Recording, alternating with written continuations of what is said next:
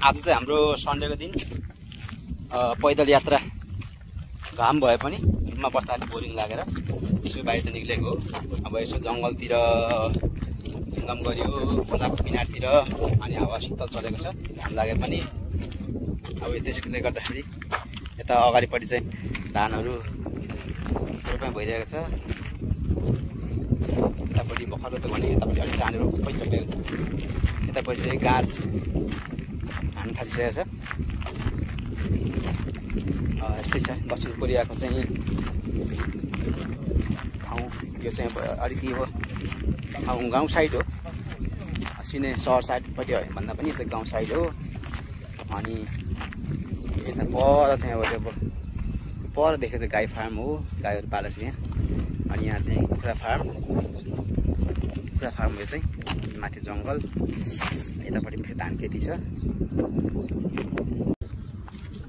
आजको यात्रा हाम्रो सन्डे एकदमै धेरै अब बाहिर हिँडाइ छ। कति बस्ने रुममा पनि भनेर अब बाहिर निक्लेको। यतातिर पुरा धान खेतीहरू गाजिन थालेको छ भनेदेखि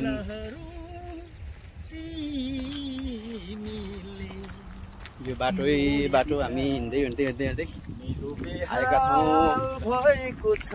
दुईजना छुट्टी आज हाम्रो। यस्तै चाहिँ यो चाहिँ अब कोरियाको गाउँ साइड हो।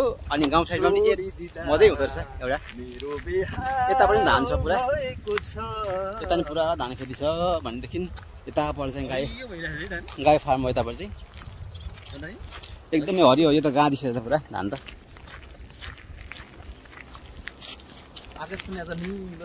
एकदमै रमाइलो छ। अलिकति घाम मात्रै भएर हो, नत्र भने एकदमै सुपर थियो आज दिन चाहिँ। ठुलो जाने कि दाइ? ठुलो पुग्छ?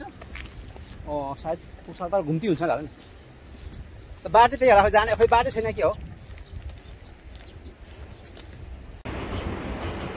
यो चाहिँ दक्षिण कोरियाको हो भिडियो चाहिँ खोला हो।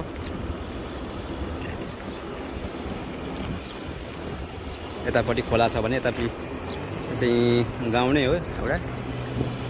यतापट्टि चाहिँ गाई फार्म छ, यो चाहिँ हानु गाई हो।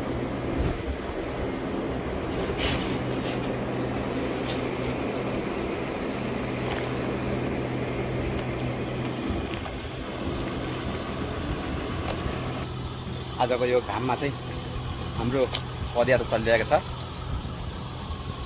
एकदमै धेरै गर्मी छ यहाँ।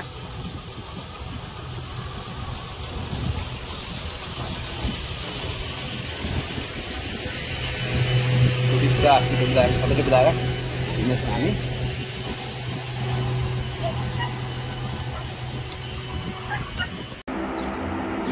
यो चाहिँ कोरियाको हानु गाई हो।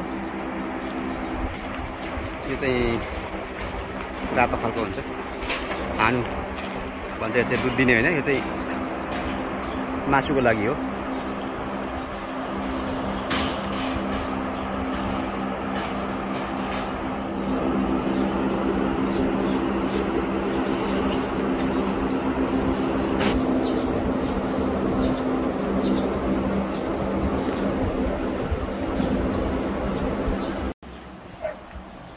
यो चाहिँ के भन्नुहुन्छ होला भनेदेखि यो चाहिँ गाईले खाने, यो चाहिँ पराललाई बेरेर राखिएको हो। यो चाहिँ पछिसम्म पनि यसलाई यो काट्दै खुवाउन सकिन्छ। यो चाहिँ एउटा गाई फार्म हो। यसो राखेको हुन्छ पराललाई बेरेर। अहिले चाहिँ हामी दक्षिण कोरियाको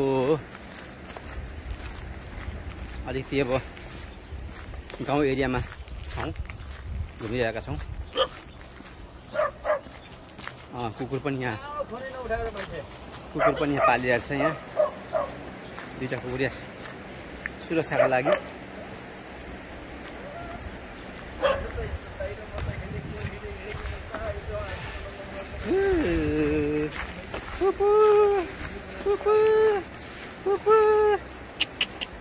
पुपु पुपु हेरुवा हेरुवा हेरुवा हेरुवा हेरुवा हेरुवा त्यो रोङ्दामा तिमीले त्यो हावा हान्दै थियौ यो चाहिँ काले काले छ टु टु टु टु टु टु टु टु टु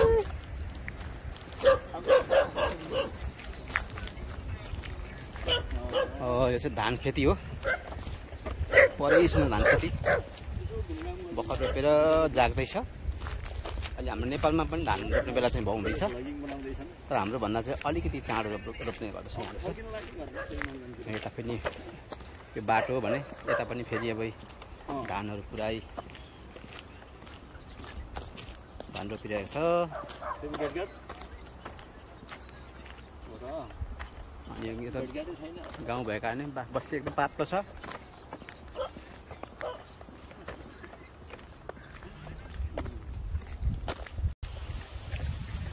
यो चाहिँ खुर्सानी खेती हो खुर्सानी बारी भनौँ कोरियामा चाहिँ यसरी खुर्सानीहरू लगाउँछन् पुरा प्लास्टिकहरूले गरेर धुलो बनाएर धुलोबाट निकालेर चाहिँ अब यसो गर्दाखेरि चाहिँ अब भित्रको झारो नआउने हुनाले अनि अर्को कुरा सुक्खा नआउने हुनाले भित्र पनि अब मजाले प्लास्टिक हालेर राखेको हुन्छ यसरी गरेपछि यो चाहिँ अब पछि यो हावाले ढल्छ भने पुरा यो डोरीले पनि बाँधेको हुन्छ पुरा यहाँबाट डोरीले बाँधेर सिधै लगेको छ परसम्म अनि हावाले पनि ढल्दैन अनि खुर्सानी सेफ हुन्छ यो फल्न थालेको छ यो चाहिँ अब तर यो चाहिँ पिरो खालको खुर्सानी नभएर ठुलो खालको खुर्सानी मोटो खालको खुर्सानी हो यो चाहिँ कोचुकारू बनाउन लागि हो जो चाहिँ किम्चीमा अनिवार्य पस्ने गर्दछ यस्तो छ कोरियामा चाहिँ अब खुर्सानी खेती